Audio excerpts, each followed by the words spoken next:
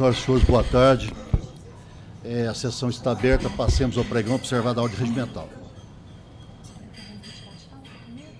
Não, pode. Primeiramente, a pauta física. O número 2 do relator do Dr. José Murilo será retirado de pauta, porque foi incluído por equívoco. É o ROPS 1298-2013-007. Tá. Então, esse da pauta física, que é a primeira da nossa... Tá adiado, né? Não. Tem mais alguma coisa na pauta física? Tem sustentação? Tem uma sustentação oral na pauta física. Mas nós vamos dar preferência para sustentação à distância, viu, doutor? Só um minutinho, porque tá ligado lá, senão dá problema lá na... Agora, para a pauta do processo judicial eletrônico, nós temos 4 sustentações orais à distância, a primeira em Patos de Minas. Eu deixo passar. O relator é o Dr. José Murilo de Moraes, é o número 6 da pauta.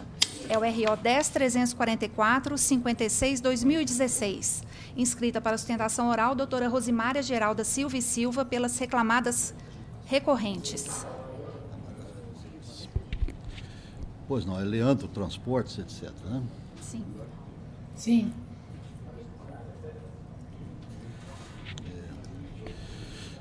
Doutora, a senhora está nos ouvindo bem? Sim, excelência. Pois não, uma boa tarde, viu? Eu vou ler a conclusão e passo-lhe a palavra. Com este ambos os recursos, dou-lhes parcial provimento ao dos reclamados para estabelecer que as diferenças de salário fixo são devidas nos meses de junho de 2011 e junho e julho de 2012, excluindo as relativas a junho de 2013. Ao dos reclamantes para determinar a aplicação do PCAE no período de 25/3 de 2015 a 10/11 de 2017 e declarar que a questão alusiva à integração dos recursos para cálculo das demais parcelas deverá ser examinada na fase de liquidação para o processo não ficar suspenso. Então, na fase de liquidação será resolvida essa questão. Manter o valor arbitrário da condenação por ainda compatível. Até a palavra. Tem algum voto divergente, excelência? Vou verificar, parece-me que não. A divergência? Sem divergência, então a decisão não fica verificada em sustentação, ok? Ok. Pois não, então uma boa tarde. Próximo. Então. Shorts também.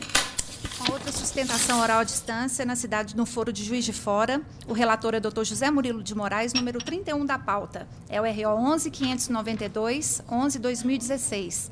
Inscrita para sustentação oral, doutora Maria Olívia Ramos Bonfá, pela reclamada recorrente. Juiz de Fora.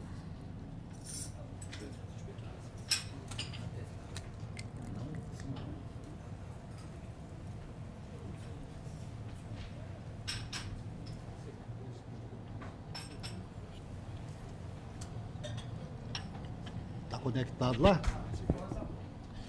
Doutora, a senhora está nos ouvindo? Sim, excelência. Ah, tá. Pois então, uma boa tarde. Eu vou ler a conclusão e passo-lhe a palavra, viu? Com este de ambos os recursos, no mérito, dou-lhes parcial provimento. Ao da reclamada para afastar da condenação as diferenças salariais decorrentes da remuneração por desempenho e a indenização por danos morais, e para reduzir os honorários periciais para R$ 1.500.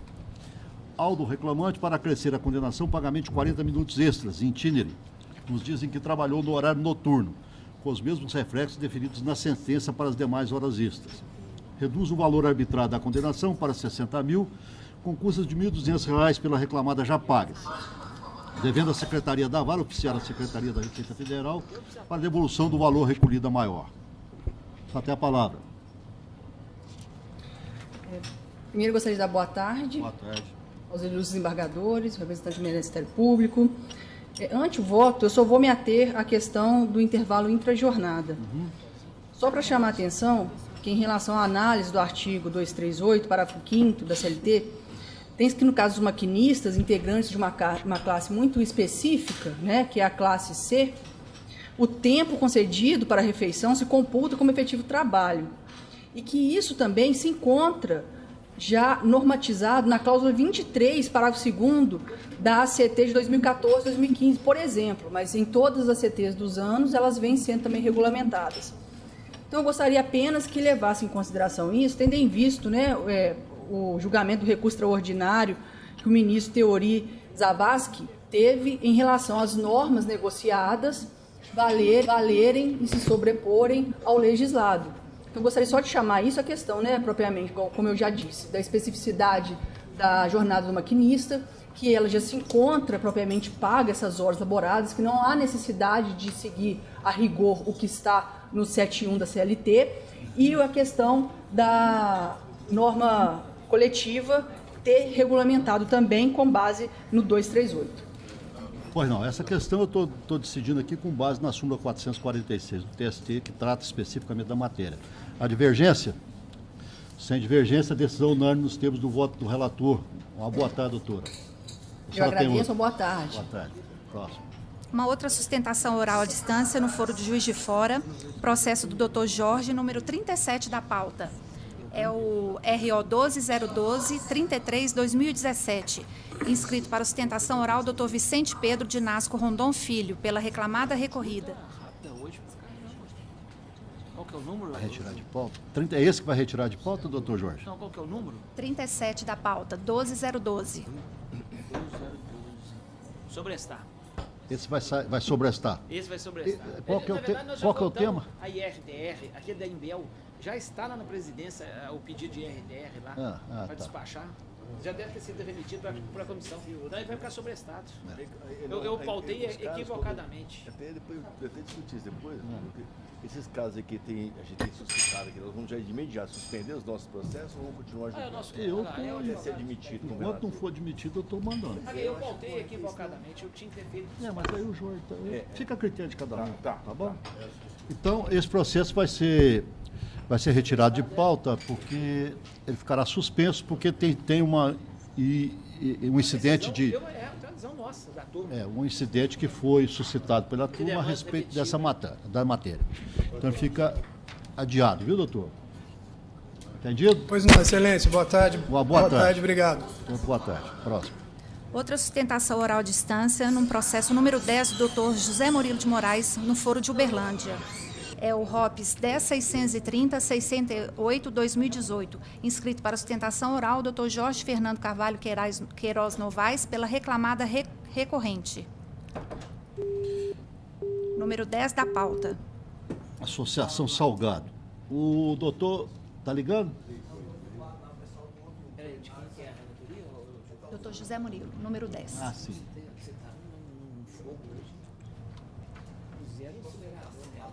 Está tendo sustentação lá do outro plenário? Então, não está ligado agora. Está ocupado. Então, vamos passar para frente, depois a gente volta nisso aí. Tá, atenta aí. Está ocupado, a gente volta daqui a pouco. Vamos continuar. 2 processos adiados da sessão anterior. Sim. O primeiro, da relatoria do Dr. José Murilo de Moraes, é o número 38 da pauta. É um RO 11.401.65/2017.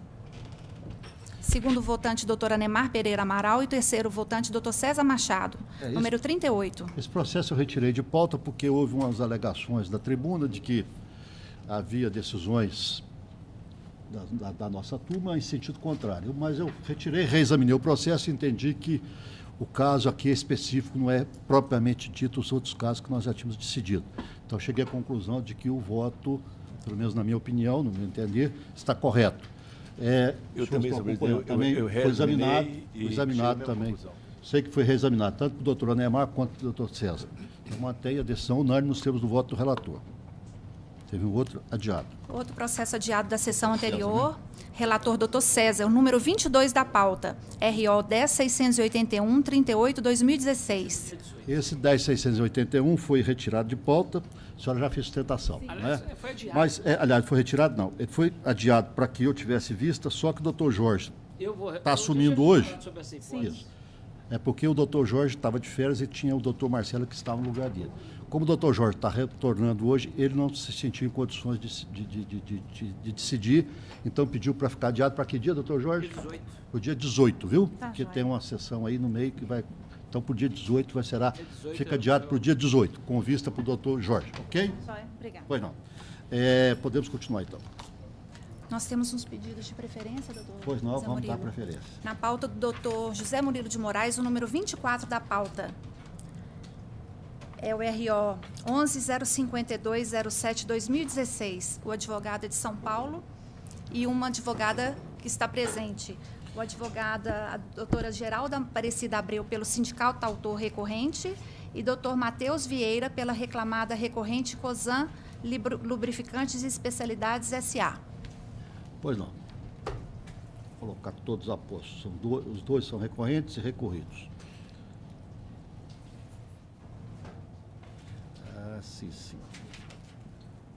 Por que a COSAN é recorrente aqui?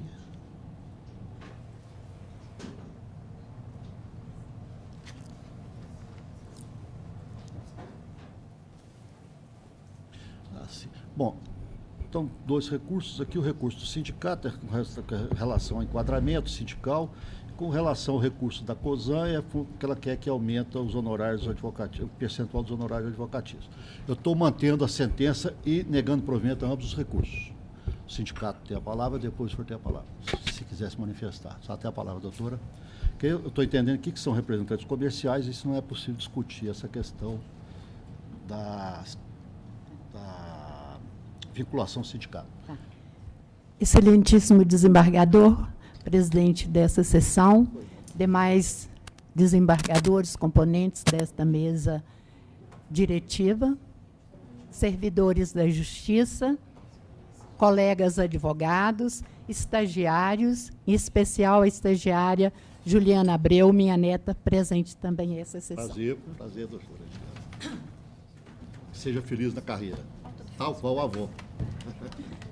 Permita-me, desembargadores, divagar um pouco na história passada, no pós-guerra, em que as nações se dispuseram a reconstruir as nações devastadas e o surgimento de um novo momento econômico e que foi culminar com o avanço do capitalismo no mundo. Isso permitiu a evolução da doutrina social e talvez o clamor da burguesia foi bastante para diversas modificações, indo a Bismarck, por exemplo. Naquela época, as viúvas ficavam totalmente desassistidas, não havia o direito previdenciário organizado como hoje. E nessa toada, nós fomos desenvolvendo uma doutrina social que culminou ou com a Mater Magistra ou até mesmo a CLT.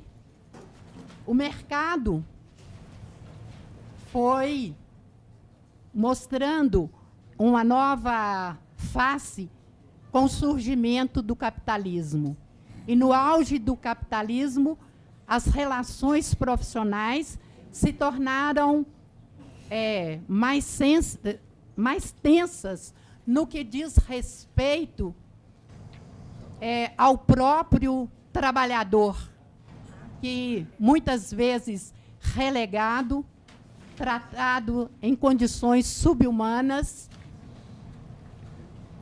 foi necessária uma legislação mais protetiva. Passado o desenvolvimento do capitalismo em si, reinante até hoje, pedindo uma remodelação, nós nos vimos diante de um mundo globalizado, que também não deu certo. E eu diria, numa casa em que não há pão, todos gritam e ninguém tem razão. Nessa casa, esta casa não é simplesmente a casa do empregado. É casa do empregado e do empregador. Eu vejo a necessidade de mudança, mas uma mudança que não precarize as relações de trabalho. Numa mudança em que a dignidade humana seja preservada, porque todos buscamos uma sociedade mais justa e não podemos nos distanciar da promoção humana. O que me fez ocupar essa tribuna? nós entramos com uma ação civil pública pelo sindicato. Nós não estamos tratando de direitos personalíssimos tão somente. Por quê? A ação civil pública, ela abriga também o direito coletivo e o direito individual. Então, na medida em que estamos pedindo o enquadramento sindical dos substituídos, nós estamos focando um universo maior, né, de empregados. E a ação civil pública, ela surgiu justamente, o direito coletivo, ele dá uma resposta mais rápida, não é? E isto é interessante para o próprio judiciário. Argue a empregadora que ela consultou a Federação do Comércio, e a Federação do Comércio estaria a dizer que a EP, distribuidora de lubrificantes e combustíveis, estaria inserida na Convenção Coletiva do Comércio. Seria generalizar demais, colocar um distribuidor de lubrificantes lado a lado com o comércio convencional, comércio de arroz, de feijão. O sindicato não pode ser eclético. Já existe um sindicato do comércio, dos minérios e derivados do petróleo. E interessante que essa mesma empresa, a EP Distribuidora, ela é signatária do sindicato autor da ação civil pública. Consultando os autos, vocês verão convenção coletiva do Estado de Goiás, em que a EP Distribuidora é signatária. Existe uma incoerência. Como ela pode ser signatária no Estado da Federação e por que tratar diferentemente aqueles empregados lotados na filial de Uberlândia? E gostaria de dizer que naquela empresa convivem lado a lado empregados do regime seletista e empregados prestadores de serviço, né, via pejotização. Nos autos, consultando aí, há um depoimento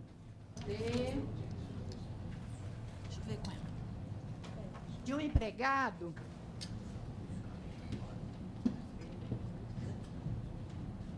em que ele diz que ele foi contratado via CLT e depois teve que abrir uma empresa e atuar como representante comercial.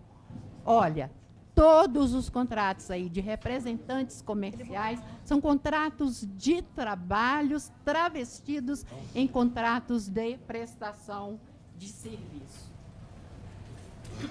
Olha, a atividade preponderante da empresa seria distribuição e comércio de lubrificantes. Olha, a atividade preponderante da empresa é que determina o tipo de categoria. E essa categoria, ela está de acordo com o artigo 511 da CLT, né? É a categoria que pertence ao Sindicato dos Trabalhadores no Comércio e Derivados de Petróleo de Uberlândia e região. Ademais, existe um Sindicato Nacional das Empresas de Combustíveis e de Lubrificantes. Então, estamos diante de uma atividade preponderante denunciando que a sindicalização correta seria do Citramico. E ratificando mais uma vez aquilo que nós falamos no recurso e na inicial. Existe vínculo empregatício entre os substituídos e a recorrida EP Distribuidoras, admitidos de conformidade com as outras unidades da empresa. A minha fala se limita à EP Distribuidora. Ronaldo, eu vou passar a palavra para o doutor. Doutor, você tem a palavra. Excelentíssimo senhor presidente, em nome de quem cumprimento os demais desembargadores, ilustríssimo membro do Ministério Público, demais colegas, uma boa tarde a todos. Vou aqui ser bastante breve, até por conta das matérias que envolvem essa demanda.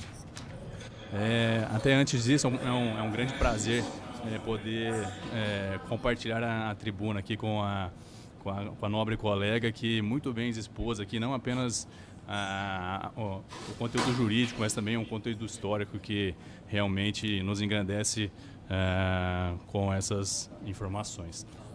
De toda forma, a COSAN não pode concordar com o provimento do recurso, por diversas razões. No entanto, vou me limitar aqui ao que foi analisado na sentença de primeiro grau, ou seja, a falta de representatividade do sindicato para representar os substituídos, os alegados substituídos na presente demanda. O próprio nome do sindicato, né, a própria razão social do sindicato, demonstra que ele representaria os trabalhadores no comércio de minérios e derivados de petróleo, justificadamente aqui na região de Uberlândia. No entanto, não consta nos autos nenhuma prova de que a IP ela se limite às suas atividades, que tem atividade preponderante unicamente à distribuição de lubrificantes. É evidente que, até consta nos autos, que a IP ela é distribuidora de lubrificantes, tem um contrato de distribuição com a COSAN.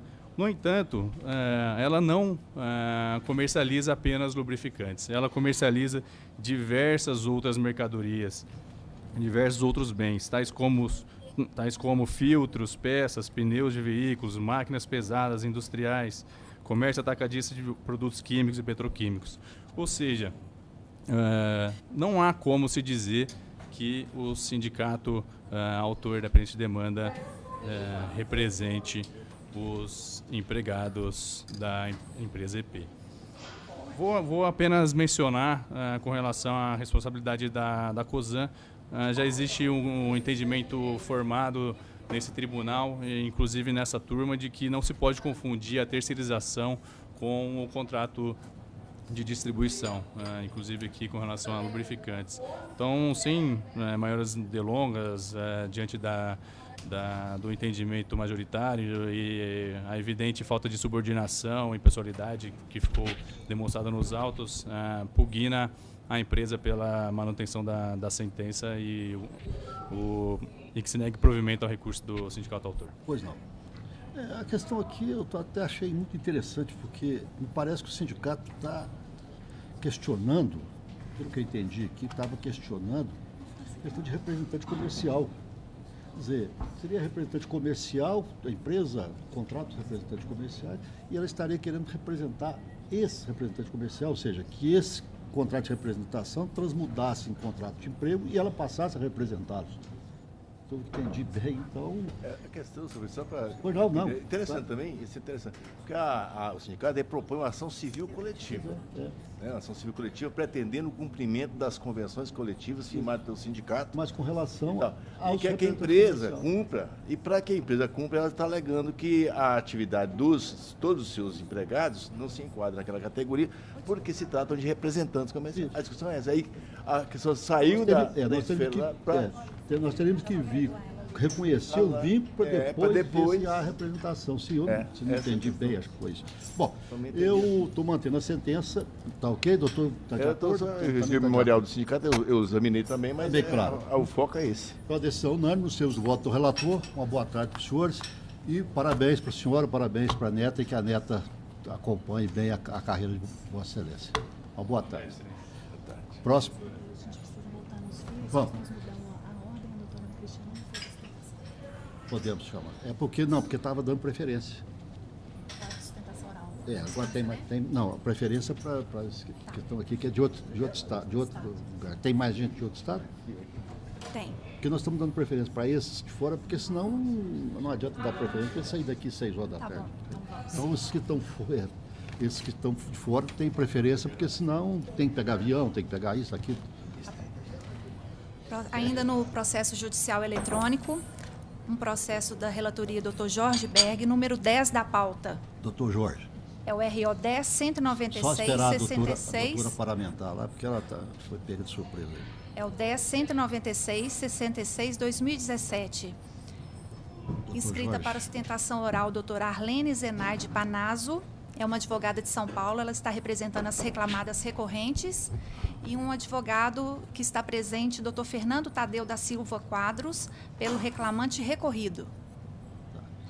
Eu estou dando preferência para os advogados, fora que eles têm preferência mesmo, mas estou dando preferência porque senão também termina muito tarde e a preferência não tem muito sentido. Bom, então já estão paramentados aqui. Doutor Jorge, a conclusão do voto, por favor. Associação Estou rejeitando as preliminares de nulidade da sentença, dando parcial provimento ao recurso das reclamadas. Primeiro, para declarar que o contrato de trabalho do reclamante teve início em 1º de março de 2008 e não em 22/2/2008. E, segundo, excluída a condenação ao pagamento de 12 aulas extras semestrais em reuniões com os dirigentes e de conteúdo pedagógico e de 12 aulas extras por ano em seminários. Também estou excluindo da condenação o pagamento da multa do artigo 477, parágrafo 8º. No resto, eu estou mantendo a condenação. Está mantendo. A senhora, doutora, fala pelas reclamantes, Reclamadas. Reclamadas. Associação... Primeiro, o reclamado é o recorrente, é o que fala primeiro. É porque tem duas associações aqui. Ela está falando pelos dois, né? Pelas duas reclamadas. Isso, duas recorrentes. Sim. Senhor presidente. Sim, porque só tem duas recorrentes e recorrente. Tá. Só até a palavra, doutor, pois não. Senhor presidente, demais membros desse augusto colegiado, nobres colegas, servidores, é um prazer estar aqui e agradeço muito a gentileza com que fui tratado desde o momento em que cheguei aqui. Eu gostaria de ressaltar apenas uma questão muito importante que foi suscitada em preliminar e que se trata de uma contradição existente, uma contradição existente na sentença, no bojo da sentença, que nós opusemos os embargos de declaração e eles não foram acolhidos, dizendo que não havia, mas há. Essa contradição, ela diz respeito ao seguinte tema: a redução de carga horária, que haveria de ser sacramentada com uma rescisão parcial versus a unicidade contratual que foi declarada pelo douto juízo. Porque essas duas situações fáticas, elas são irreconciliáveis no âmbito do trabalho docente. Conforme foi demonstrado na defesa e com depoimento testemunhal, o reclamante ele lecionou ou deixou de lecionar em alguns períodos e em várias unidades das reclamadas. Ele, como coordenador, ele tinha a prerrogativa de se atribuir aulas e aos seus coordenados. Então, essa situação de acréscimos e de decréscimos, elas eram compensadas por ele nos trabalhos que eram feitos nas unidades.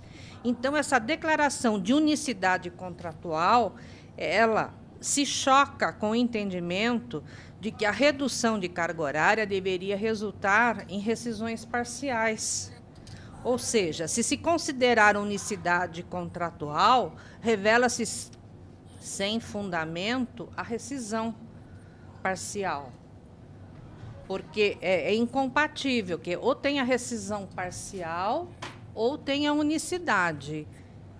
essas duas questões, elas não têm como permanecer juntas da forma como foi julgado pelo primeiro grau. Então, essa é uma questão muito importante que eu estou levantando e que, na verdade, nós pedimos, inclusive, a nulidade da decisão por conta dessa contradição. E também, né, na esteira dessa questão da unicidade, nós também temos a levantar outro ponto que é fundamental, que se trata da aplicação da súmula 129 do TST. Porque essa súmula diz o seguinte, que a prestação de serviços a mais de uma empresa do mesmo grupo econômico durante a mesma jornada de trabalho não caracteriza a existência de mais de um contrato de trabalho, salvo ajuste em contrário. Na hipótese dos autos, qual que é o ajuste em contrário? São os contratos de trabalho que foram juntados no processo. Então, nós temos toda uma documentação dos contratos de trabalho firmados com o reclamante. Então, tem contrato de trabalho, tem depósitos fundiários, cada um para a sua empresa, olerites separados, cargas horárias separadas. Então, o contrato de trabalho, ele é o ajuste em contrário que se fala na súmula 129 do TST. Então, essa questão também eu estou, com a devida vênia, né, trazendo, né, a consideração deste nobre colegiado. Eu tenho mais umas outras questões, mas seria me alongar demais, então eu estou reiterando, né, as demais razões do meu recurso. Tá, muito obrigada e boa tarde. Boa tarde. Doutor? Zero aqui. Como é que é o zero aqui? 2 vezes.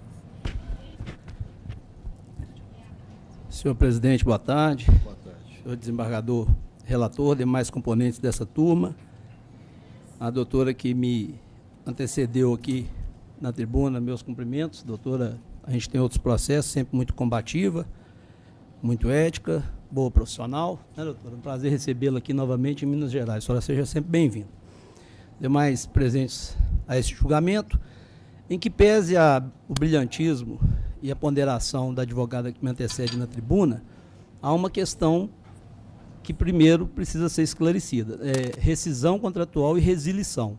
A questão dos professores em Minas Gerais, regulada pela Convenção Coletiva do Simpro, ela prevê a resilição, não a rescisão contratual. E a resilição, no caso, porque o reclamante era contratado por hora-aula, o que é incontroverso no processo, inclusive pelo depoimento prestado pela própria preposta em audiência de instrução. Ele recebia e era contratado, foi o que a senhora Cláudia, preposta, respondeu, dizendo que a contratação do reclamante era por hora-aula. Então, quem é contratado por hora-aula pode ter variação na hora-aula, não há dúvida.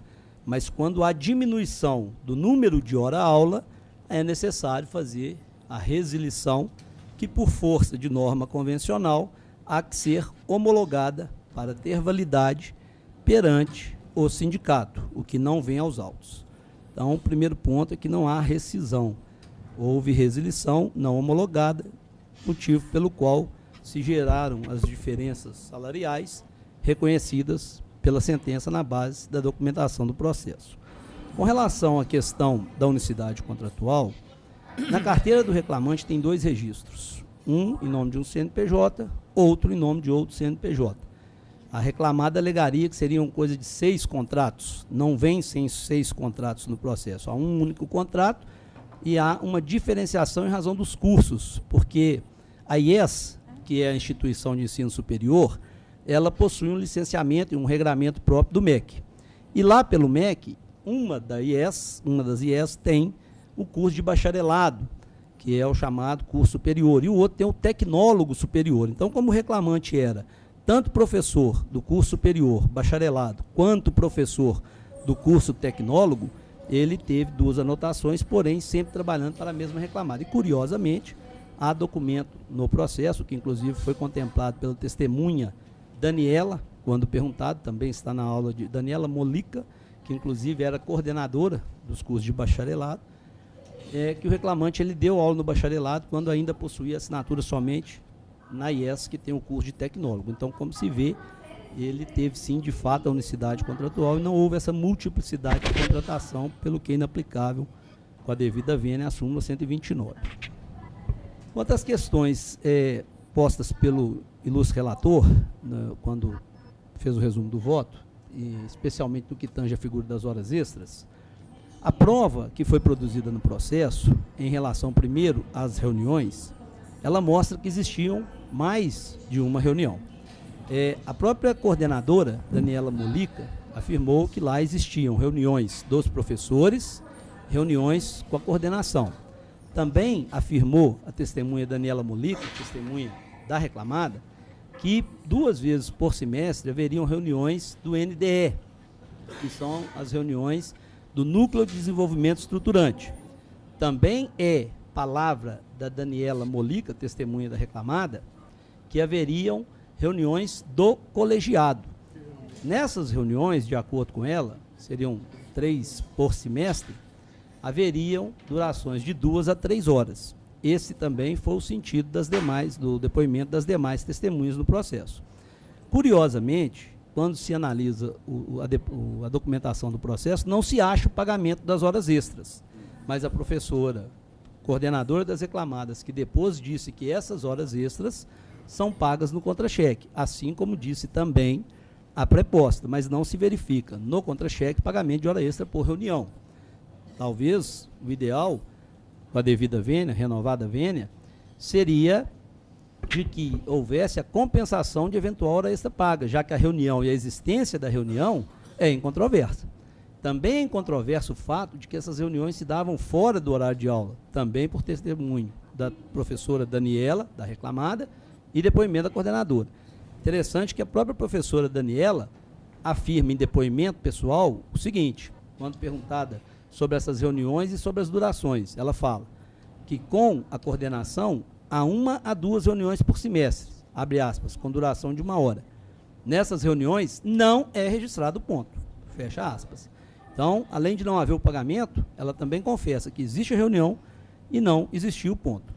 Da mesma forma, a questão do seminário, a própria professora Daniela falou, confirmou a existência da realização dos seminários, apesar de não lembrar de datas. Mas a professora Daniela não trabalhava no curso de tecnólogo, só no de bacharelado. As demais testemunhas confirmam e há documentação de realização dos seminários no processo, prova documental, inclusive com a programação, feita pelo reclamante. Nesse sentido, o pedido do reclamante é que, com a devida vênia, seja deduzida as horas extras pagas por compensação, mas não a exclusão, já que é fato que existiam as reuniões, que elas não tinham pontos e que, de acordo com a própria defesa, teriam sido pagas nos contra-cheques, apesar de não haver lançamento nesse sentido. Muito obrigado. Perfeitamente, entendido. Doutor Jorge, rapidinho. Presidente e ilustres procuradores, parabéns aí pela sustentação. Todos os pontos levantados, seja pela advogada, ilustre advogada dos recorrentes, como pelo advogado, são questões fáticas em que meu voto foi até extenso, seja na questão da unicidade quanto das horas extras, e eu abordei as provas colhidas nos autos que me levaram à conclusão. Eu mantenho todo o conteúdo. Pois não, não tem dúvida essa questão da resilição, a gente sabe aqui que a questão é só para diminuição de horas-aulas. Exatamente. Né? Não é para rescisão contratual efetivamente. Eu estou de acordo, o doutor Guilherme está de acordo, pedimos pela sustentação e estamos acompanhando o relator, o voto prevalece por unanimidade. Uma boa tarde, senhores. Boa tarde, decisão unânime. Pois não. Próximo. Os processos físicos já acabaram. Outro pedido lá não restabeleceu lá, não? Restabeleceu. Ah, tá. Restabeleceu sim, doutor. Então vamos fazer lá. Voltando à sustentação oral à distância, um processo do doutor José Murilo de Moraes, número 10 da pauta, é o ROPS 10.630.68/2018. Inscrito para sustentação oral, doutor Jorge Fernando Carvalho Queiroz Novaes, pela reclamada recorrente. Doutor Jorge, o senhor está nos ouvindo? Sim, ouço bem. Boa tarde. Boa tarde, senhor. Eu vou ler a conclusão, passo-lhe a palavra. Com este recurso do mérito, nego-lhe provimento, confirmando a decisão recorrida por seus próprios fundamentos, se tratar de processo sumaríssimo. O senhor tem a palavra. Boa tarde, desembargador relator, presidente, demais desembargadores, membros do Ministério Público e colegas advogados. Com a devida vênia, o entendimento do relator, a reclamada pede a reforma aí com relação à questão do recolhimento do FGTS, porque a reclamante continua com o contrato de trabalho ativo, não demonstrou nos autos nenhuma das hipóteses legais para poder sacar o FGTS antes aí da rescisão do contrato de trabalho, então não alegou a utilização do FGTS para financiamento de imóvel, tratamento de alguma doença grave, etc. Então, existindo parcelamento de FGTS, devidamente regular, com pagamento, etc., e estando o contrato de trabalho ativo sem ter a reclamante direito ao saque do FGTS, a reclamada entende, com a devida vênia, que no caso dos autos não há motivo, razão para se adiantar o recolhimento do FGTS antes do parcelamento já firmado com a Caixa Econômica. Não sendo reformada a decisão nesse sentido, a reclamada requer, então, que seja excluída a multa fixada pelo juiz no que concerne a fixação de prazo de 20 dias para recolhimento do FGTS, sob pena de multa no valor de R$5.000.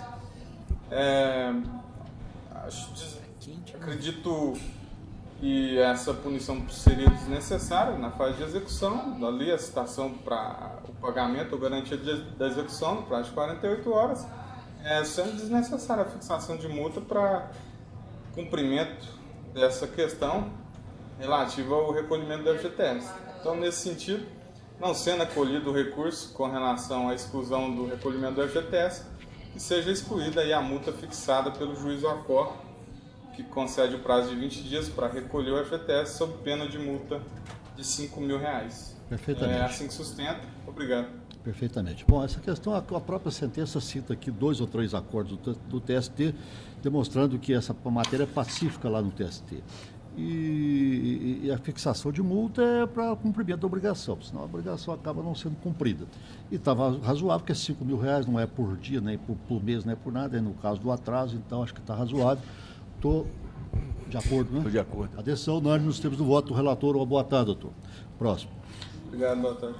Um outro pedido de preferência no processo do Dr. Jorge Berg de Mendonça é o número 5 da pauta. É o RO 10.040.87/2015, do advogado de Rio Grande do Sul. É o Dr. César Emílio, pelo reclamante recorrente. Dr. Jorge.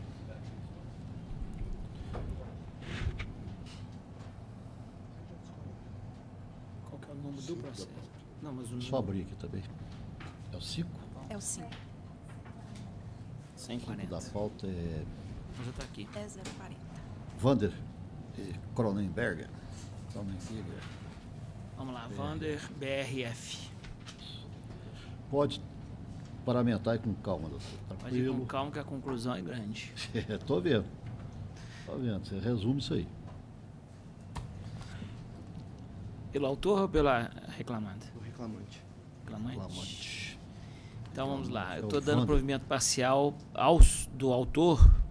Eu estou deferindo também a segunda parcela do auxílio moradia, consistente em 2 salários nominais do reclamante à época. Estou definindo as jornadas da seguinte forma: no cargo de supervisor, de segunda a quinta, das 7 às 17, sexta, das 7 às 19, sempre com 1 hora de intervalo intra-jornada, no cargo de especialista.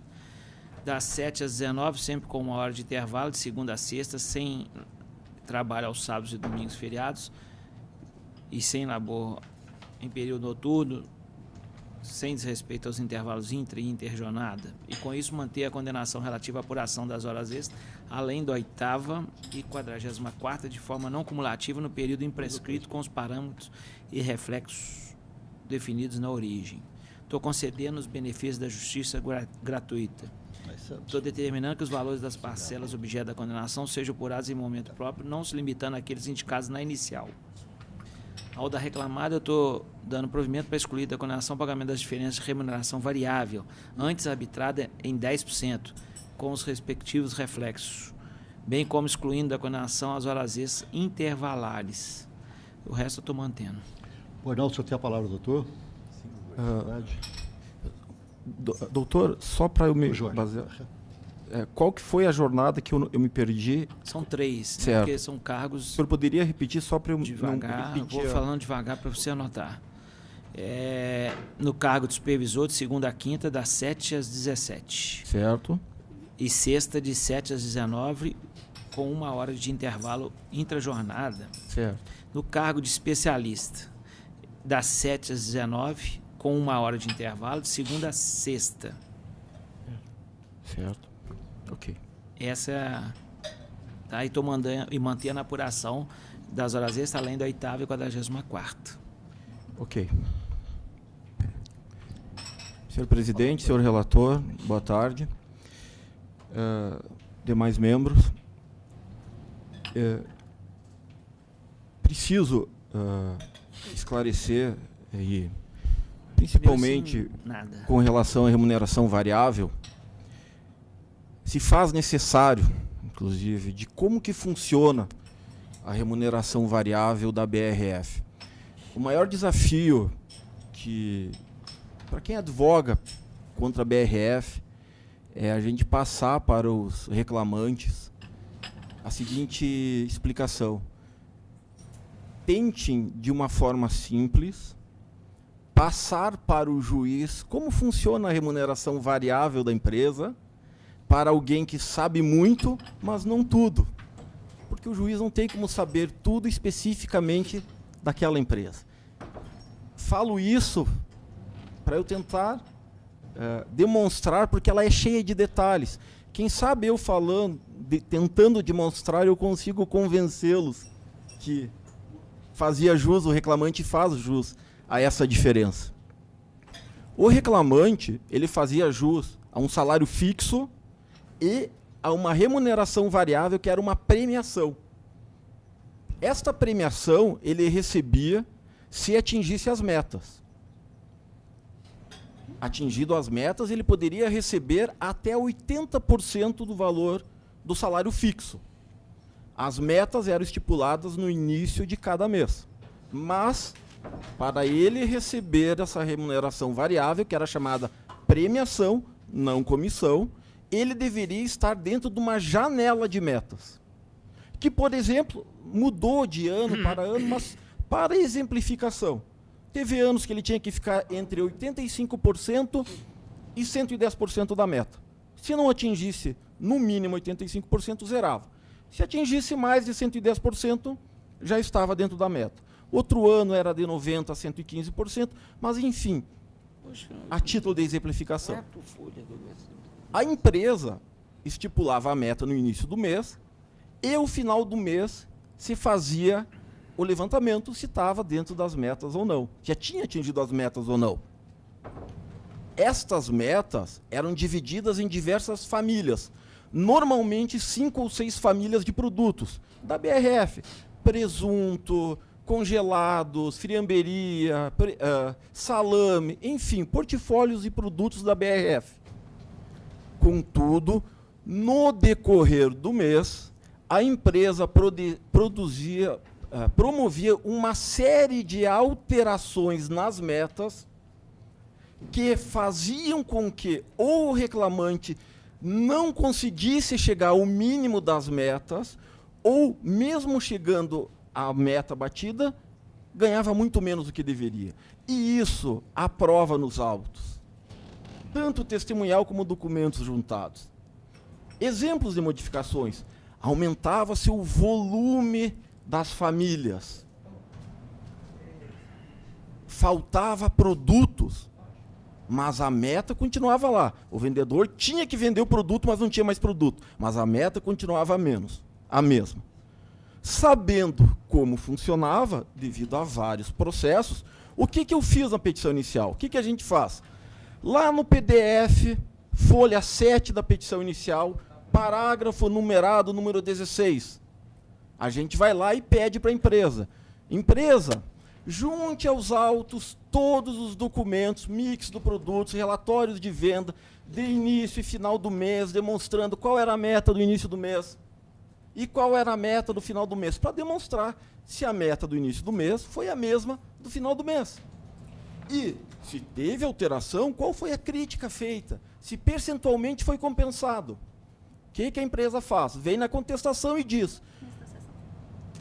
o programa é de natureza interna, ou seja, fui eu, BRF, quem fiz, está devidamente paga e corretamente, e não junta documentos, omite os documentos. Ora, se está tudo certo, por que não juntou? Por que não trouxe aos autos os documentos? E eu peço, sob pena de confissão, não junta. Faz prova testemunhal dizendo: existia críticas de RVV, que era vendas, e estava tudo certinho. Por que não junta? Por que não traz aos autos? Não traz e não junta porque estava errado. Não traz e não junta porque altera. Uma das testemunhas do reclamante era o gerente dele. E se vocês tiverem a oportunidade de verificar o depoimento dele, ele fala com detalhes de como eram alteradas as metas a fim de prejudicar os funcionários.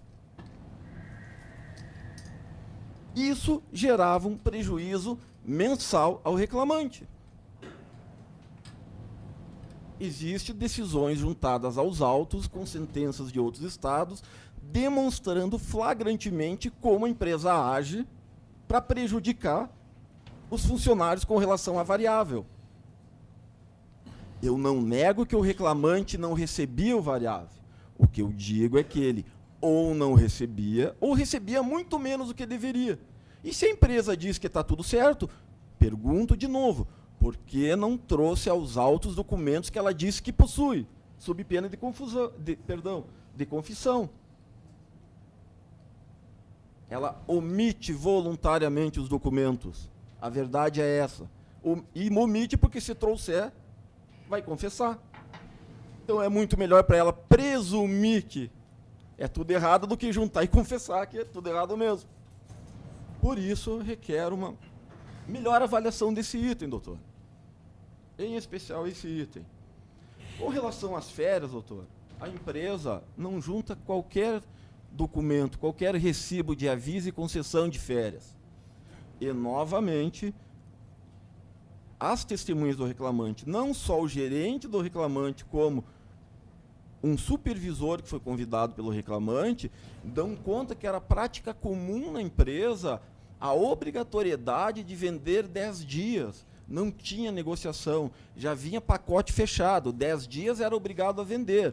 Os outros 20 dias o funcionário poderia tirar, só que fracionadamente, dividido em 2, 3 períodos de uma semana cada.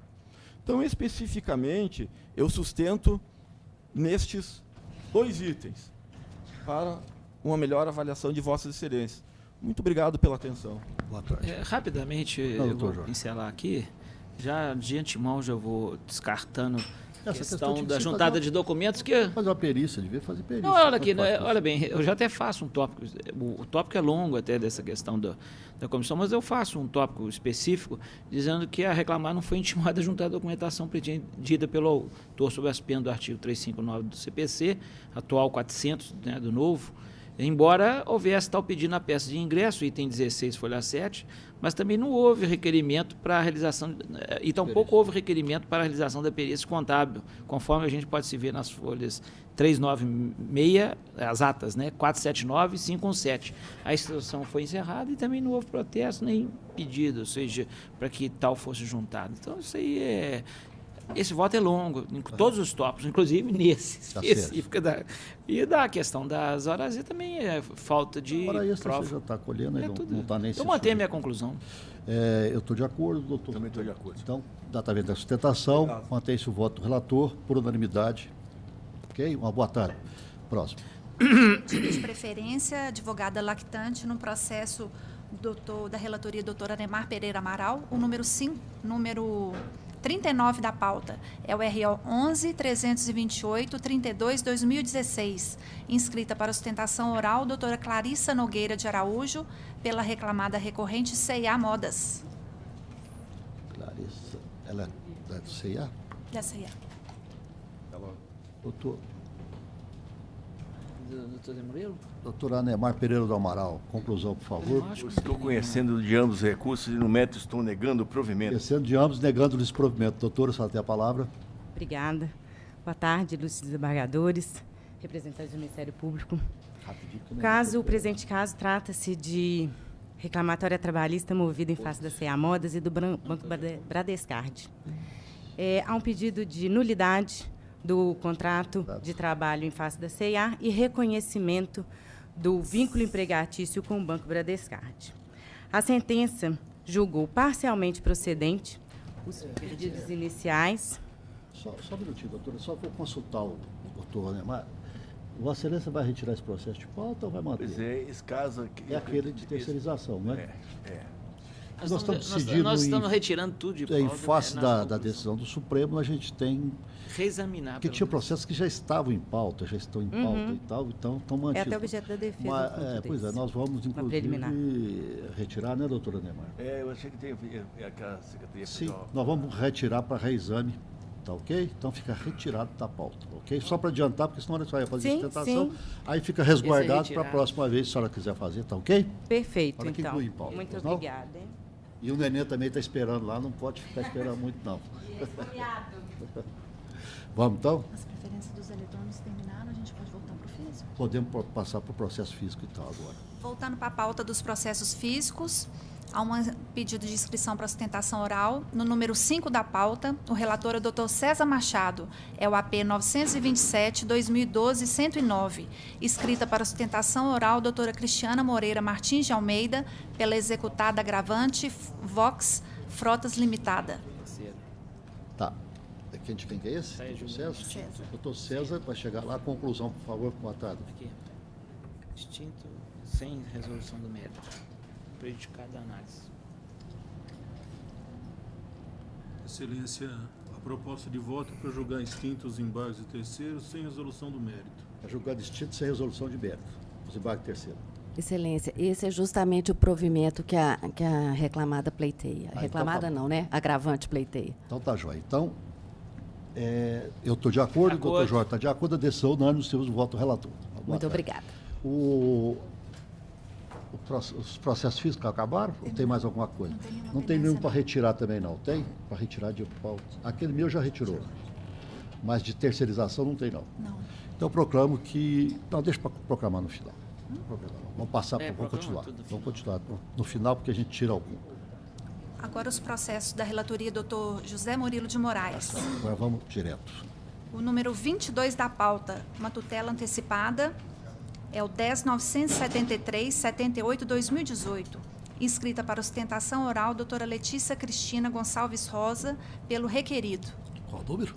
Número 22 da pauta. 22. Deixa eu só ver aqui, doutor.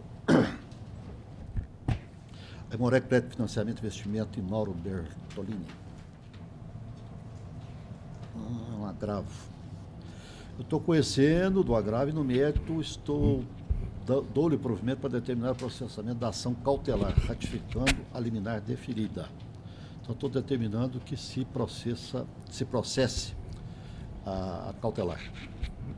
Boa tarde a todos. Com a máxima vênia, né, da decisão proferida, eu venho em defesa da manutenção dos interesses do reclamante. Pelo conjunto probatório, na sentença de primeiro grau, foram analisadas as documentações, demonstradas as impugnações também do reclamante, e notou-se que a reclamada ela não comprovou que cumpriu a cota. Ela não junta nenhum documento atual, ela não junta CAGED, nem o número de funcionários com PCD. Em verdade, os documentos que a reclamada junta nos autos são documentos desatualizados. Conforme a gente até destaca na folha 154, o documento é de 2014, 4 anos antes da dispensa do reclamante.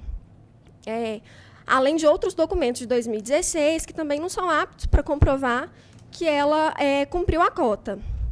E ainda, ela juntou um documento, né, na folha 153, que é um documento unilateral. Na verdade, foi emitido pelo próprio médico da empresa, que não tem presunção de veracidade, porque não está apto para poder dar esse tipo de certificação. E ainda, em relação à funcionária que supostamente teria substituído o reclamante, essa funcionária ela foi indicada em outros processos de outros funcionários como a eventual substituta. Então, isso causa muito estranhamento, como uma mesma pessoa pode substituir vários outros funcionários. E eu ainda destaco, né, que foi confessado pelo preposto da empresa, na audiência de instrução, que essa funcionária, Daiane, ela não foi contratada para o mesmo cargo do reclamante. Então, a gente destaca esses pontos, né, que já foram até a matéria da nossa tese defensiva, e peço uma reconsideração. Eu estou definindo só o processamento da cautelar, e a cautelar é só até para efeito suspensivo ou recurso ordinário. A cautelar vai ser examinada, pode até nem imprime efeito suspensivo. E, de qualquer forma, também o recurso chegando aqui também já ser julgado rapidinho. É só nesse interregno, tá? Perfeito. Não é definitivo, não. Só nesse interregno, tá ok? Tá ok. Obrigada, boa tarde. Senhores, de acordo com a decisão unânime dos termos do voto do relator, tá? Tarde, mas é só obrigada. nesse interregno, não quer dizer que ela... Aí depois ela vai poder fazer sustentação, inclusive, com relação ao mérito do recurso, tá? Não, perfeito. Obrigada, viu? Próximo. Processo número 23 da pauta é o RO 11014-23-2017, inscrita para sustentação oral doutora Luísa Oliveira Mascarenhas Cansado, pela reclamante recorrente, número 23 da pauta. Márcia Duarte Alves e Pactaú. Eu estou... Com este ambos os recursos, no mérito desprovejo do reclamante, ao do reclamado dou-lhe parcial provimento para afastar da condenação o pagamento dos reflexos dos prêmios em repouso, 13º, férias mais 1/3, aviso prévio FGTS. Determinar que a base de cálculo das horas extras seja composta apenas por parcelas salariais fixas. Fixas aquelas, né? Restabelecer que a PLR de 2016 Estabelecer que a PLR de 2016 é devida de forma proporcional. Autorizar a compensação dos valores comprovadamente pagos aos mesmos títulos que foram deferidos, para que a correção monetária seja aplicada até o dia 24/3 de 15, limitando a aplicação do PCE ao período de 25/3 a 25/3 de 2015 a 10/11 de 2017, quando então a TR voltará a ser utilizada. Reduz o valor arbitrário da condenação para 20 mil, isso é só arbitramento, com custo de 400 pelo reclamado já pago. Só tem a palavra. Boa tarde a todos, muito obrigada, excelência. Eu vou me ater à questão das horas extras. Esse caso ele tem uma interrupção de prescrição, aventada pelo sindicato da categoria, que o senhor relator está mantendo, e com isso elasteceu-se o período reclamável, aí, levando o marco temporal da prescrição para 3/9/2008. E o que restou comprovado é que, desde então, a reclamante exerceu funções meramente técnicas. Ela exerceu aí diversas funções, ela foi caixa, foi atendente comercial, foi gerente comercial e assistente de gerente. Mas, em todo esse período, o que restou demonstrado pela prova testemunhal é que as funções elas não tinham confiança exacerbada bancária. Elas não se enquadravam aí na jornada de 8 horas, porque ficou demonstrado que sequer empréstimos ela poderia deferir, não possuía subordinados, não possuía sequer assinatura autorizada. Era simplesmente uma funcionária bancária. E tanto é assim que a gente vem defendendo que ela exerceu as mesmas funções quando assistente de gerente ou quando gerente. E as testemunhas dão conta que sim, que as funções pouca diferença faziam, além do nome do cargo aí.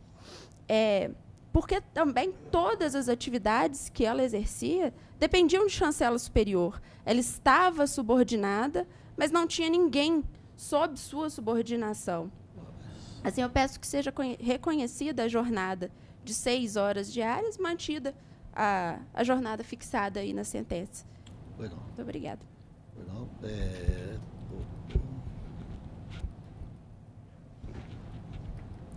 eu ver aqui só.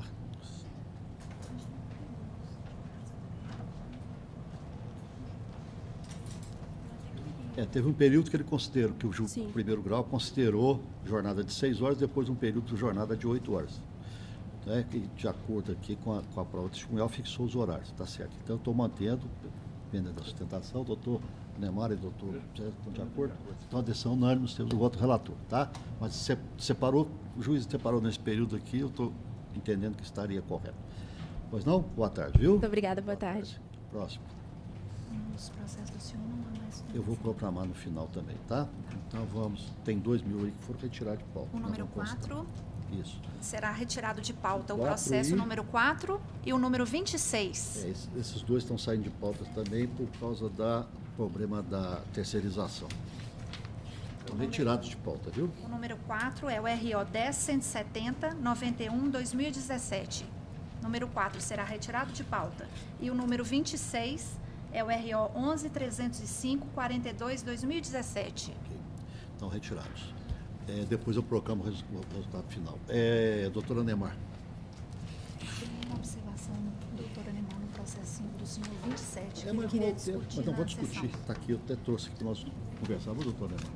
Aquele da prescrição. Tá aqui. Não, mas está aqui, eu trouxe até para a gente conversar. Achei interessante. Posso apregoar? Pode. É o AP 11.314.02/2017.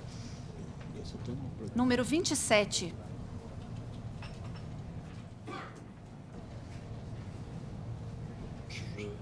Uma observação do senhor. Já vai examinar esse caso já? Como é que é? Uma observação do doutor Anemar, no número 27 da pauta. Não, esse depois eu vou decidir depois. Depois, tá? Isso aí, no final a gente vai, porque eu não vou proclamar o resultado de nenhum até agora, não, para ver se tem algum outro para tirar e tal, tá? Mas vamos passar para os seus agora, doutora Anemar, né? Os processos da relatoria do doutor Anemar, número 50 da pauta, é o RO 12.009.15/2016, inscrita para sustentação oral doutora Kátia Raquel Escobar Pinzon Zábica, pela reclamada recorrida Tombini e Companhia Limitada. Recorrente.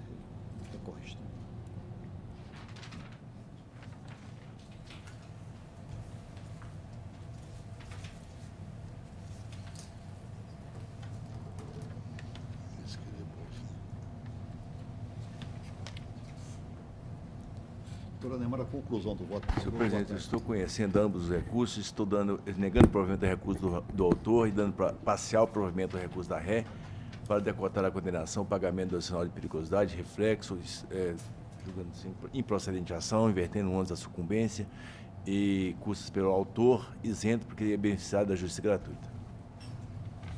Só quer se manifestar, doutor, ou aguarda? Aguardo divergência. Tem divergência? Não tem divergência. Então, a decisão unânime, no do voto relator, fica prejudicada a sustentação oral. Obrigada. Boa tarde. Próximo.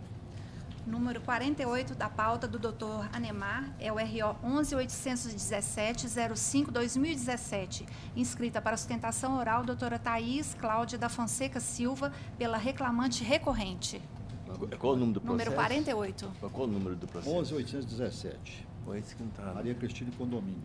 Esse é novo para mim. Pensando que eu vou votar, o dia não está na minha relação. Né?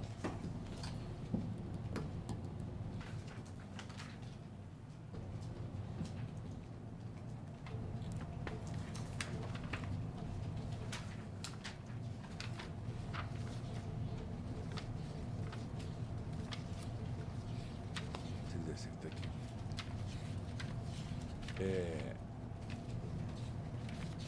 Estou conhecendo do recurso ordinário, no mérito estou negando-lhe provimento. Terceiro negando provimento. Só tem a palavra, doutora. Boa tarde a todos, boa tarde, excelências, colegas que aqui nos ouvem também. A questão que se coloca aqui é uma questão de extrema gravidade, porque essa autora, ela é portadora de uma doença grave e estigmatizante, tanto que até na própria audiência ela teve muita dificuldade de comparecer e foi até acompanhada, né? Assim, fica muito claro a sua dificuldade de mobilidade. E o juiz de primeira instância negou o pedido de reintegração da alegação da reclamante de que havia acontecido ali uma dispensa discriminatória, com base no depoimento da testemunha da reclamada, que alega que não havia nenhum problema de saúde dessa autora e que não havia nenhum conhecimento, portanto, não era uma doença estigmatizante, não havia nenhum tipo de preconceito ou de discriminação. Todavia, conforme a gente alegou no nosso recurso ordinário, o depoimento da testemunha é completamente conflitante e vacilante, que num pedaço do depoimento ele começa dizendo que nunca presenciou, nunca ouviu saber nenhum problema de saúde da autora, e no final ele diz que a autora saiu para fazer uma cirurgia e que ficou sabendo que a autora tinha problema de saúde. completamente contraditório o depoimento e assim notório de que ela tinha essa dificuldade. E, não obstante isso, a gente conseguiu comprovar por depoimento também testemunhal que, embora a empresa tivesse alegado que a dispensa não foi arbitrária, não houve prova, porque a reestruturação que a empresa alegou ali para poder justificar, né, o motivo econômico, financeiro, se deu em torno de 4 a 5 meses antes da dispensa da autora. Não houve prova, porque a presunção é de dispensa discriminatória, com base na súmula 443, não houve prova, insiste a autora, de que não houve prova de que a dispensa tivesse ali motivada num dos 4 motivos ali para a dispensa não arbitrária. Não houve motivo técnico, não houve motivo econômico, não houve motivo disciplinar, não houve motivo financeiro, o que emerge, inclusive, do depoimento aqui. E eu acredito que uma situação grave como essa, a autora ela está sem plano de saúde, precisando fazer o tratamento, foi dispensada justamente por causa desse problema de saúde, ficou afastada por causa de necessidade de cirurgias, e aí, pelo depoimento da testemunha que a reclamante levou, ficou claro que, inclusive, houve baixa de produtividade em razão disso, e, enfim, nada disso foi considerado, e a gente aí corre um grave risco de se cometer aí, com a devida vênia, uma injustiça com essa trabalhadora. Muito obrigada. A questão é a seguinte, a reclamante não é a detentora de estabilidade alguma. E aqui poderia se alegar que ela foi dispensa discriminatória, que aí sim poderia haver discussão. Mas só que a própria testemunha da reclamante, a Lilian, ela não trouxe essa informação que a dispensa foi discriminatória. Inclusive, a Lilian a testemunha saiu antes da reclamante. Então, por isso que eu estou entendendo que o juiz de primeiro grau é lamentável a situação, realmente ela é portadora, mas não tem uma estabilidade para garantia de emprego. Senhores, segundo e terceiro, de acordo? Uma decisão unânime nos termos do voto relator. Boa tarde. Boa tarde a todos. Próximo. Não há nenhuma pendência nos processos. Doutora Neymar, não tem mais nada, então passemos para a próxima sala. Os processos da relatoria, doutor César Machado, o segundo votante, doutor Jorge Berg, e o terceiro votante, doutor José Muniro de Moraes. O número 18 da pauta, RO 11.529.69/2017. Inscrito para ostentação oral, doutor Orlando Tadeu de Alcântara, pela reclamante recorrente, número 18. Magnólia José, Banco do Brasil. Banco do Brasil. Doutor César, conclusão, por favor. Está sumido, falei com ele. Não, agora ele vai ver o que é bom, patrão. Agora ele... Camarada, quando está sentado aqui, fica tranquila. Depois, quando passa para o outro lado, começa a sentir os problemas. Bom, doutor César, conclusão. A proposta de voto é pelo Vossa Excelência já está acostumado, né? Que antes, divulgou muito antes. Né? Todos os dois lados são bons. Doutor César, por favor, conclusão. Conhecendo os recursos e negando provimento. Conhecendo e negando provimento a ambos. Doutor Orlando, o senhor tem a palavra. Bom, eu venho aqui na defesa dos interesses da reclamante e eu vou me ater apenas a uma questão dos chamados interstícios salariais. Essa matéria, em várias ações do Banco do Brasil, ela vem à tona. Só que ela sempre foi enfocada sob a ótica de que era uma vantagem instituída por acordo coletivo. O que aconteceu, na verdade? Existia no plano de cargos e salários do Banco do Brasil, desde 79, uma regra que estabelecia os interstícios salariais nas promoções, observados os percentuais de 8, 12 e 16. Isso desde 79, instituído no plano de cargos e salário por força de uma portaria, que foi a portaria 2339. A reclamante ingressou no Banco do Brasil em 1988. À época, em 88, já vigorava, o plano de cargos e salários tinha sido alterado, mas mantidos os interstícios salariais. Aí sim, além de ser previsto no plano de cargos e salários, também foi instituído por força de um decreto do Poder Executivo. E Vossa Excelências bem sabem que esse decreto é de 1983, quando ainda vigorava o regime militar e que havia força expressiva do Executivo no controle da política salarial das estatais. Então, a reclamante transcreveu e juntou cópia desse decreto, é o 89.253. Ele é que balizou o plano de cargos e salário do Banco do Brasil, que foi alterado em 1979. Desculpe, em 1983. A reclamante, quando ingressou no quadro do Banco do Brasil, vigorava essa regra. Posteriormente, em 97, ou seja, 9 anos após a sua admissão, aí sim, por acordo coletivo, foram alterados os intertícios. Ora, sabidamente, houve uma redução, e essa redução causou prejuízos financeiros no salário, na expectativa da carreira da reclamante. O TST tem decidido essa questão, inclusive a própria sentença transcreveu 3 emendas relativas à prescrição total. Bom, todas as decisões transcritas e naquelas outras que a reclamante pôde pesquisar, a decisão foi exarada com base no ato único do empregador, considerando-se que a introdução no plano de cargos e salários teria sido por acordo coletivo, mas não foi. Foi por decreto do Poder Executivo Federal, ou seja, norma heterônoma. Então não podia se alterar. Aí sim, não se aplica, no entender da reclamante, a primeira parte da súmula 294. Por quê? Porque não foi alteração do pactuado.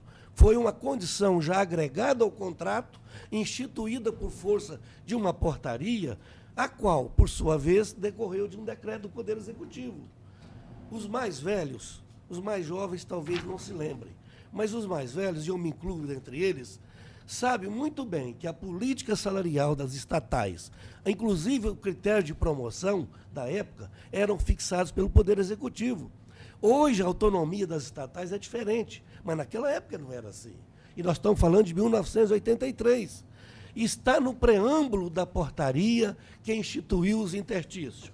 Está escrito: o banco comunicando aos seus empregados à época, comunicamos que o Conselho Diretor, em sessão do dia 29/5/84, por força de determinações expressas no decreto 89.253, alterou o plano de cargos e salários.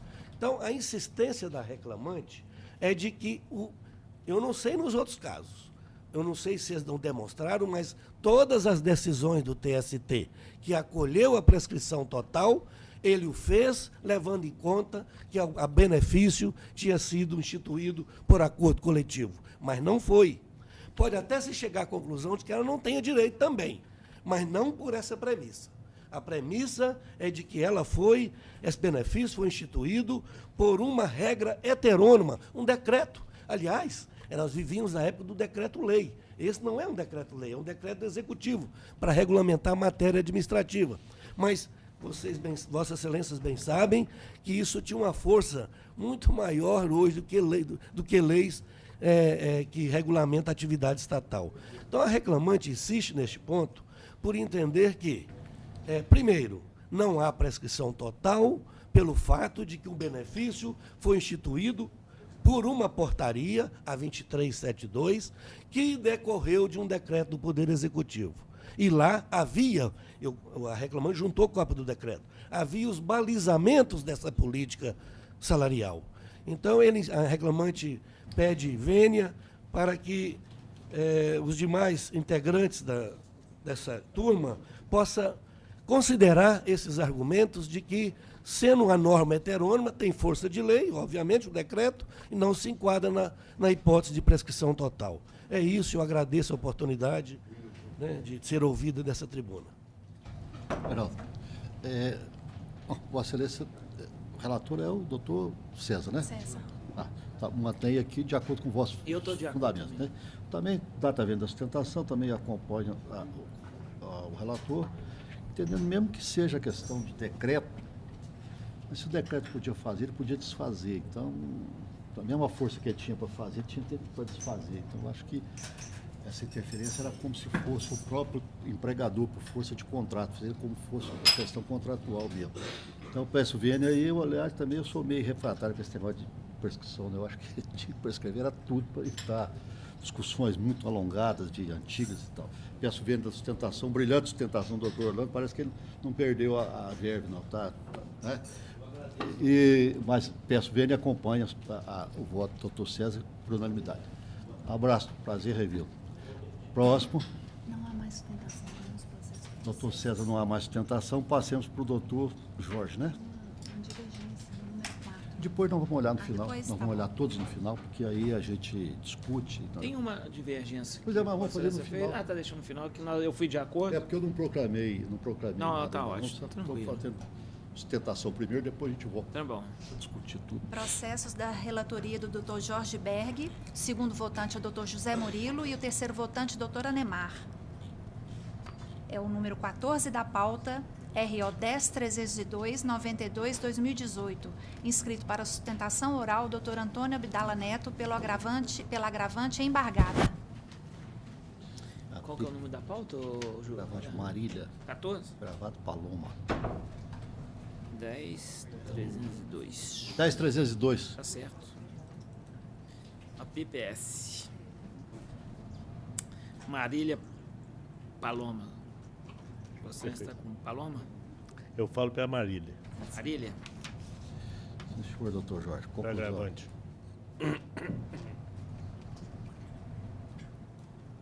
Eu estou... Pegou o provimento. Rejeitando as preliminares e no método negando provimento. Eu ia ser negando provimento, doutor, só tem a palavra. As mesmas razões decidi. Boa tarde, excelências. Boa tarde, excelentíssimo desembargador-presidente dessa igreja turma, a quem eu peço vênia aos demais componentes para cumprimentá-los, e os representantes do Ministério Público, senhora secretária, senhores serventuários, colegas advogados, senhoras e senhores aqui presentes. Não obstante a cultura e inegável capacidade jurídica do ilustre relator, eu peço vênia e chamo a atenção de Vossa Excelência, porque aqui no caso trata-se de uma questão muito simples. A reclamada abriu uma conta bancária e a filha alega que a conta bancária era dela porque ela era menor de idade na época. E ela só levou 24 anos para tomar alguma medida para depois passar a conta para o nome dela, depois que a conta foi bloqueada. Ou seja, a reclamada teve bloqueio na sua conta, do seu CPF, pelo sistema Bacen Jude, é inegável e incontestável isso nos autos, e veio a filha falando, não, olha, a conta é minha, não é da minha. A minha mãe abriu ela lá em 2006, mas a conta é minha. Vossa Excelência bem sabem, o direito não ampara aqueles que dormem. E o artigo 769 da CLT é bem claro, que ninguém pode usar, alegar nulidade ou usar da sua própria torpeza e omissão para pretender direito. Se ela levou 24 anos mantendo a conta com a mãe, é porque havia comunhão de interesses, logicamente. E se há comunhão de interesses, há comunhão de deveres. Eu trago inúmeros arrestos desse tribunal falando acerca da capacidade de se bloquear conta bancária conjunta por serem os titulares solidariamente aos créditos e aos débitos da conta. E nesse sentido, volto a frisar, e não obstante o voto do eminente relator, a proposta de voto dele, eu peço vênia para que Vossa Excelência reveja o posicionamento, evitando assim prejuízo a reclamante na sua execução de acordo. Isso aí está em um acordo não cumprido. E a reclamada veio e usa desse expediente, alegando que, ou melhor, sua filha, né? Alegando que é a terceira e que a conta não é a da mãe, apesar do bloqueio ter sido do CPF dela. É o que se espera, Excelência. Pois não. Bom, mantive os mesmos fundamentos. Tá? Eu estou entendendo. Sumaríssimo. Sumaríssimo, né? Eu peço vendo a sustentação, estou acompanhando, doutor Anemar. Também, senhor presidente, estou de acordo. São unânimes, nós temos o voto do relator e qualquer coisa nós podemos esclarecer por embargo, viu, doutor? Pois não. Próximo. Número 20 da pauta é o RO 10.791/74/2017. Inscrito para sustentação oral, Dr. Rafael Tadeu dos Santos de Souza, pela reclamada recorrente Claro S.A. Número 20 da pauta. Esse também vai ser também retirado. Vai ser retirado de pauta também, viu? Retirado. Aí nós vamos fazer um reexame, tá? Fica retirado de pauta. Autorização. Próximo. Número 12 da pauta, RO 10.259.81/2018. Inscrito para sustentação oral, Dr. Vitor Nogueira de Oliveira, pelo reclamado recorrido. Número 12. Lohane, Fernando e Sacolão. Eu estou dando provimento para julgar procedente pedir indenização substitutiva e condenar ao pagamento dos salários e vantagens correspondentes ao período de estabilidade provisória da gestante, a contar de 30 de março de 2017, dia seguinte à dissolução contratual, a 9 de fevereiro de 2018. Tá. O senhor está falando pela recorrente ou pelo recorrido? Recorrido. Recorrido, o senhor tem a palavra. Excelentíssimos senhores desembargadores, uma boa tarde a todos, ilustre membro do Ministério Público, servidores, colegas presentes. Bom, esse é o tipo de caso que se repete bastante aqui nessa especializada e eu acho que nós temos que fazer uma reflexão mais profunda sobre o espírito da norma que institui essa estabilidade. A finalidade é a proteção do nascituro. E o que é garantido à gestante é a estabilidade, ou seja, a proteção contra a dispensa injusta. Contudo, o que nós temos visto em muitos casos é uma extensão da licença maternidade. A gestante se cala sobre seu estado gravídico, permanece inerte, depois que já passou o período estabilitário, mas ainda não passou o prazo prescricional de ajuizamento da ação, ela entra com a ação e requer indenização substitutiva. Isso me parece um precedente perigoso, porque qual que é o estímulo das gestantes em comunicar ao seu empregador que está grávida, ou mesmo, e a gente tem visto precedentes mais perigosos, mesmo quando se recusa a prestar serviço, ainda assim tem direito a receber os vencimentos. Então, repito, nós estamos desvirtuando a estabilidade que deveria proteger contra a demissão injusta, e que realmente acontece, é nobre esse preceito da DCT, para converter numa extensão da licença maternidade. A pessoa fica quieta, sem trabalhar e recebe. O TST já tem alguns precedentes nesse sentido, inclusive temos aqui algum do Dr. Márcio Eurico Vitral, em que ele ressalta essa questão da má-fé da reclamante, porque a boa-fé contratual ela deve viger, como todos sabem, em todos os momentos, no momento pré-contratual, durante, inclusive após. Portanto, assim, onde fica o direito do empregador de usufruir da mão de obra da gestante até o momento da sua saída para a licença maternidade? Por que essa gestante, no caso em questão, o contrato dela, quando ela foi desligada, a empregadora não sabia do seu estado gravídico, isso foi em 29/3/2017. Ela já estava com 3 meses de gravidez. Será mesmo crível que ela não tinha ciência do seu estado gravídico? Por que ela não comunicou? Ou por que então, em junho, que é o primeiro ultrassom que ela junta aos autos, por que ela não se apresentou ao empregador novamente e falou, ó, estou grávida, mas ainda tem alguns meses que eu posso trabalhar antes de sair? São questões que ficam no ar e a reclamada só teve ciência da condição de... A criança já tinha nascido, inclusive já tinha passado 5 meses pós-parto, quando ela ajuizou a ação. Ela ajuizou a ação 8 meses após o nascimento da criança. E, obviamente, o que sobra nesse momento? Uma conta para o empregador pagar, que ele sequer sabia, sem ter podido usufruir da mão de obra da gestante até o momento. Então, me parece nítida que a má-fé da reclamante em permanecer silente, e por essas razões nós pedimos vênia ao relator, pedimos que reveja seu voto e que a turma negue provimento ao recurso da reclamante diante da notória má-fé dela em não ter avisado o empregador do seu estado gravídico. É o que se requer. Pois não. Essa questão, infelizmente, a gente entende essa situação do empregador, mas é matéria pacífica do TST, pode ter um ou outro ator. Tem a nossa aqui também. E tem a nossa, e o Jota aqui, né, que também... Tese prevalecente. Tese prevalecente aqui do tribunal. Aí é difícil essa questão. Tem que bater na tecla, sim, mas é difícil. Peço venda da sustentação, acompanho, doutora. Eu também acompanho, só queria ver se a reclamante ela alegou na inicial que a reclamada, mesmo sabendo do estado de gravidez dela, dispensou. Na instrução, houve apenas o depoimento pessoal da reclamante, E não alegou que avisou, mas que teve problema durante a gravidez, que teve que afastar, etc e tal, teve uma gravidez de risco, etc e tal.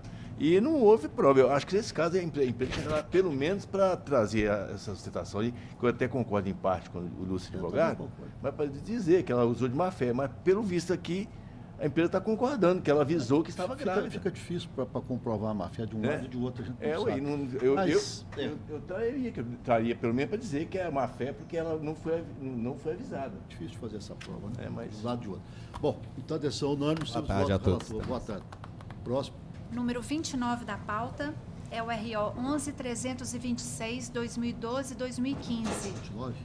29. Inscrito para sustentação oral, Dr. Leonardo Augusto Bueno, pela reclamada recorrente Arrela S.A. Número 29. Doutor Jorge. Reclamante? Fala pela reclamante ou reclamante? Pela reclamada Arrela S.A.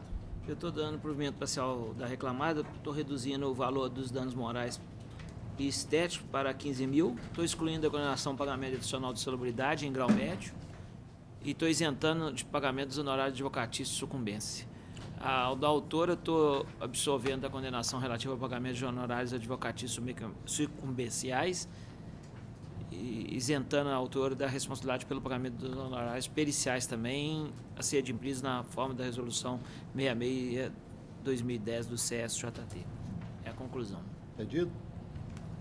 Excelência, sustentar apenas em caso de divergência do voto. Eu estou de acordo, o doutor Anemar está de acordo. Então, a decisão unânime fica praticada então a sustentação. Boa tarde. Obrigado. Obrigado. Obrigado. Vamos voltar no meu agora. Só falando que no processo número 28 havia uma divergência do doutor Anemar, que o senhor também acompanhou, e o doutor Jorge proferiu um novo voto. Eu sei qual que é. Então, o doutor Jorge está ok. Tá ok. Tem algum, doutor César tem algum? Não, do doutor Anemar não tem também não. Tem um pendente. Nós vamos Tem um voltar pendente, nele. doutor Anemar. Vamos voltar pela Tem subindo. do senhor também, tá? Vou subindo aqui. Assim. Tem um pendente meu? Vou inverter. Número 4 da pauta do doutor Anemar. Não, tem um do doutor, é do doutor César que nós Doutor temos. César. Doutor César, é o número 4. Doutor César, o que tem? É o 10.042.08. Concordei com a divergência. 2018. Esse aí, o que é? Eu não abri aqui, o que era a divergência? Doutor, o senhor mantém a decisão recorrida e o doutor Jorge Berg acompanha. Sim. O que é? A divergência que tem... Porque eu não abri aqui, deixa eu abrir aqui. Então, eu fiquei em dúvida nesse voto e me lembrei quando Vossa Excelência estava de férias. Se olharmos para a nova redação do artigo 840, vai exigir os valores na petição inicial. Sim. Nós tivemos um caso aqui, nas férias de Vossa Excelência, que a pessoa não colocou o valor e foi indeferida a petição inicial. Sim. Aí o reclamante fez a sustentação oral nesse sentido. Mas como que eu posso definir um valor? Porque se eu coloco um valor a mais, se eu coloco um valor, eu não tenho documentação nenhuma, eu coloco um valor a mais, de repente eu vou pagar sucumbência. Eu estava aqui, eu lembro disso. Eu lembro desse caso. Então ele falou assim, eu vou pagar sucumbência. Se eu coloco menos, aí depois na apuração limito no valor, ele fica, com a expressão... No mato sem cachorro, Porque se ele coloca muito, ele paga o honorário. Se ele coloca pouco, ficou limitado na execução. Então... pode continuar, desculpa. Não, é só isso. Sim. Mas a questão é a seguinte, realmente, eu até cheguei a comentar aqui que nós íamos ter uma enxurrada de ações aqui, porque o sujeito ia precisar de tudo, de hora extra, tudo que ele ia precisar.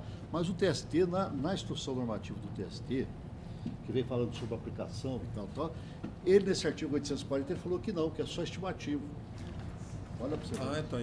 Então vou colocar, então eu fico de acordo. Isso, a instrução normativa veio e falou assim, não, isso aí é só estimativo, não precisa ser. Aí ele perdeu, não tem mais. Entendi. Então foi o TST interpretando. Naquela instrução normativa que veio do TST falando, quando que aplica imediato, o que não aplica imediato, etc. Ali falou isso. E nesse caso fala lá que isso aí é só estimativa. Ainda falei, bom que acabou com isso, porque aí você não precisa mais. Ótimo. Então, esse realmente, no princípio, ia precisar. Não há dúvida nenhuma. Como é que o cara vai... Então eu não me atualizei com a resolução. Mas Isso. olha na resolução lá. Então eu fico... É bom, isso aí tem duas vertentes nessa questão. Primeiro, aquela cautelar que tem sido proposta para exibir documento. É esse. E o outro... Ele fez 2 em 1. Ele não indica... Isso aqui é 2 em 1. Ele fez a principal com a cautelar. Pois é, e tem outro caso em que ele não indica, o juiz indefere, ele entra com recurso dizendo que ele teria que ter o prazo para emendar. Então, isso aí é outra coisa. Aí é outro. Pois é, mas o foco é o mesmo. Ele fala assim, ou seja, ele não pode indicar... Sim, eu acho também, eu acho que pode, porque agora nesse caso, com a instituição normativa, ele tem que estar prevista. Assim, exatamente. Então, o caso é de indeferir essa cautelar, né? E no caso em que ele recorre pedindo prazo para dar... Tem que conceder, tem que conceder, porque aí é uma coisa depende da outra. Porque, por exemplo... Então eu fico de acordo, faço adaptação... Mas aí você olha lá, é a instrução normativa que trata dessa agora situação, me lembrei. tá? Eu procurei e não achei. Eu até botei aqui, mantendo essa recolhida, não há necessidade da petição inicial apresentar pedido de ação cautelar e execução do documento. Exatamente.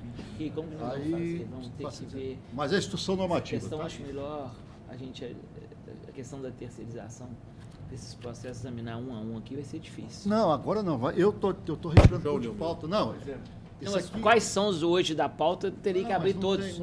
Ela também não tem como abrir tudo. Ele está olhando com boa vontade ali, coitado, mas é muito processo. É muito simples. Antes da gente publicar, fala assim, todos os processos envolvendo terceirização estão sendo retirados de pauta, depois olha e tira. Eu olhei os meus, como são poucos, o meu é só o número 13. O meu já tirou. Tem 2 casos que nós temos. Não, isso que o Zé Murilo falou, está na ata dessa forma, cada gabinete olha. De pouco. Mas aí tem que suspender e retira de pauta, examina e volta para a pauta. Mas a solução está feita. Ele põe todos os processos de terceirização retirar de pauta. Cada gabinete olha. Está pensando aqui nesse meio tempo, por exemplo? Esse é o trabalho que vai ter no gabinete. O contrato foi todo no período da... É o Anemar que está aflito hoje, Neymar. Não tem pouco que eu estou voltando. Que parte o... Não, tem que mexer em tudo. Então, e o da lei antiga? Mas semana que vem ainda tem. Tudo, não é só a lei nova, não. A decisão do terceiro foi relação ao anterior, não é da nova lei. A decisão do Supremo. Eu ia fazer. Ele não examinou a questão da nova lei, não. Examinou atrás.